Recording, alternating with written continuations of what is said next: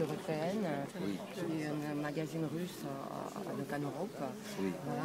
Je voudrais vous poser la question en fait, sur la rêverie de ce que vous pouvez, parce que c'est vrai qu'elle était magnifique, mais après on s'est perdu un petit peu. C'est vrai, il y a longtemps qu'on n'a pas relu le texte. Oui. Donc on s'est perdu un petit peu avec cette rêverie des beaux hommes nus, les torses nus, etc. Il y avait quelque chose des jeux masculins et de la Grèce antique. Oui. Est-ce que c'est de Sparte? Je ne sais pas où ça m'a voté, mais Mais est-ce que... Kleist aimait beaucoup la Grèce antique et dans ses lettres, il parle beaucoup de la beauté des hommes. Et donc les rêves du prince commencent avec ces paradis des héros, ou les jugements finaux, si vous voulez. Et c'est une chose qui, d'une quelque manière, appartient à ma culture spécifique. Je suis italien, donc on connaît bien les images de corps qui sortent de la tombe, par exemple. Et donc les rêves du prince commencent avec ce paradis des héros, d'où il est lancé dans la vie. Et dans la vie et dans cette épreuve qui est toute l'histoire.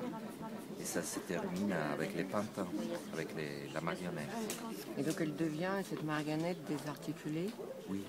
C'est comme si la seule manière, enfin, qui a le désir pour se comment dire, Réalisée? Non, pour se plier à la vie, c'est de devenir une marionnette, à l'obéissance.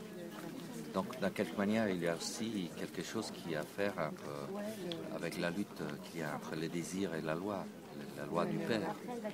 Et aussi entre la liberté et la règle. Et donc, pour être dans le monde, il peut que devenir une marionnette. Est-ce que le Xavier Gallet, vous l'avez choisi suite à le spectacle de Arthur Noziciel? Est-ce que vous l'avez vu dans le... Moi je l'ai vu, Xavier, en vidéo dans le spectacle d'Arthur, mais je l'ai vu dans un Albi qui avait monté à Montpellier, et ça s'appelait Zoo Story, où il était magnifique.